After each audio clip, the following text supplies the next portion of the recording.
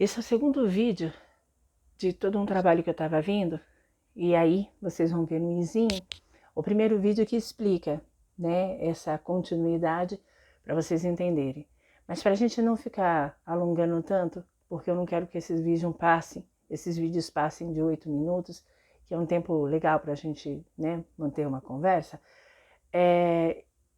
Quem quiser entender, veja o vídeo anterior, que é a primeira parte, para poder entender o porquê dessa continuação.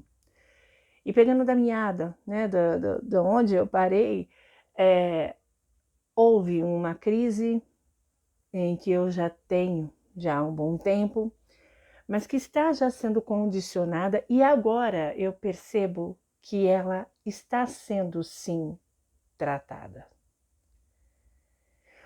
Quando a gente faz terapia, principalmente na situação em que eu estou fazendo, em que não há um contato pessoal com a minha terapeuta por conta de um início dessa terapia ter sido realizado, ela iniciou presencial, mas aí por conta de toda essa pandemia nós tivemos que continuá-la de forma virtual, de forma online. Então, a priori muita gente diz assim, e aí já até para tirar a dúvida de vocês, mas será que uma terapia levada nesse sentido de distância, através de uma situação relacionada à ideia de online, será que ela surte efeito?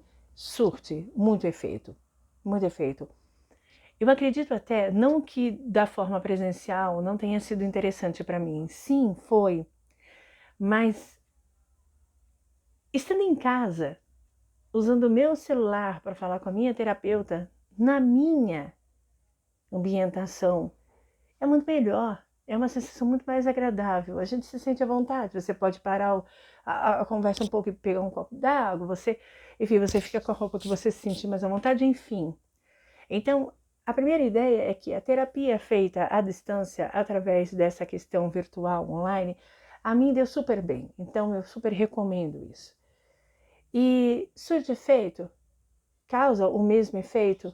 Sim, e eu digo exatamente baseada nesse choque, nessa experiência que eu tive em relação a esse desenlace da minha mãe. Quando eu tive essa notícia da morte da minha mãe, eu tive as crises, eu tive todo o sintomata, né, assim, a questão de sintomas da crise, mas elas não seguiram, elas foram substituídas por uma ideia de ação, de praticidade que eu precisava ter naquele momento e que eu achei que eu não tinha. Naquele momento foi posto para mim de que eu tinha aquilo e de que aquilo era possível. Então, não que eu tenha percebido isso antes, mas depois de pensar, eu vi que realmente eu tenho um autocontrole, coisa que eu não tinha antes. Enfim, houve a viagem, houve um encontro com o meu pai, que foi algo muito forte também. A ida à casa da minha mãe, depois de quase 1 ano e meio sem vê-los, e quase uns 3, 4 anos sem ir até a casa deles, e indo por um motivo tão forte que foi a despedida da minha mãe, em corpo, em físico. E ir lá e ter contato com a cama dela, com as coisinhas dela, enfim, né? No outro dia, o sepultamento, tudo isso foi passando e a gente foi levando isso de uma forma muito assim, vai vivendo, sem eu poder parar para pensar. E a primeira coisa que eu quero comentar com vocês, que pode parecer até um pouco estranho, mas eu quero trazer aqui para vocês entenderem como que é isso. E agora, com quase 2 meses desse desenlace, como é que eu me sinto? Nós estávamos na casa do meu pai e estávamos primos, parentes, reunidos. Então a gente reviu, eu, minhas meninas, meu pai, nós revimos parentes antigos, pessoas que eu não via há muito tempo, e foi muito interessante ver todas essas pessoas diferentes, né? Primos grandes que eu tinha visto pequeno, primos, primas já casados, alguns mais gordinhos, outros mais magros, outros mais envelhecidos, outros do mesmo jeito, outros totalmente diferentes.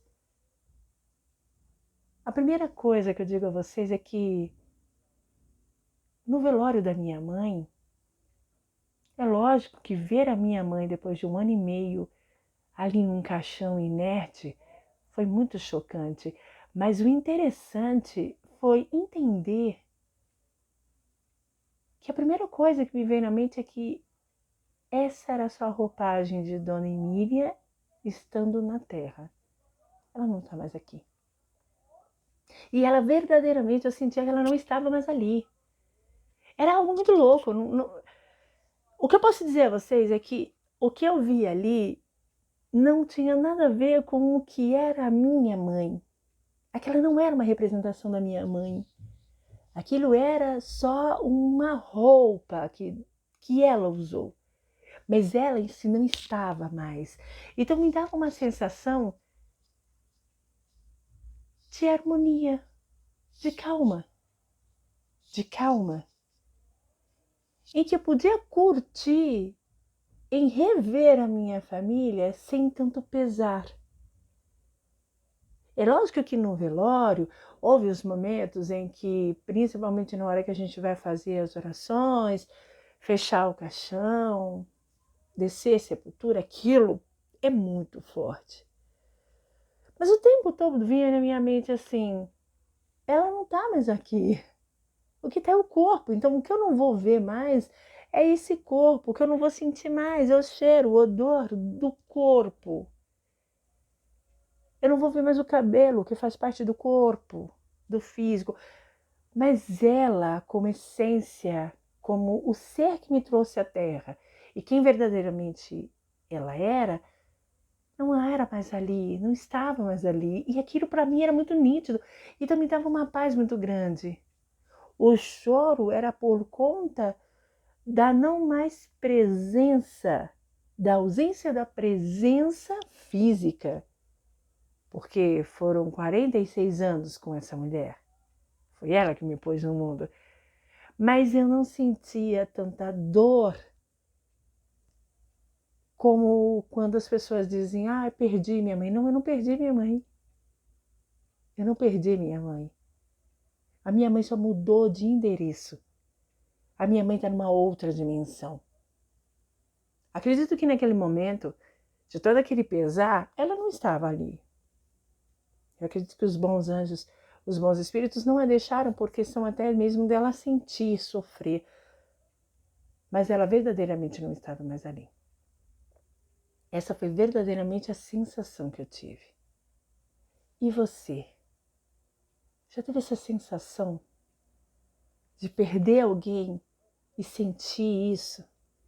De que verdadeiramente você não sente mais a essência daquela pessoa e de que aquilo que está ali é verdadeiramente somente carne?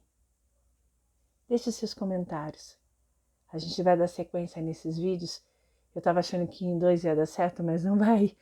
A gente vai conversando mais. Espero o próximo vídeo para a gente conversar mais.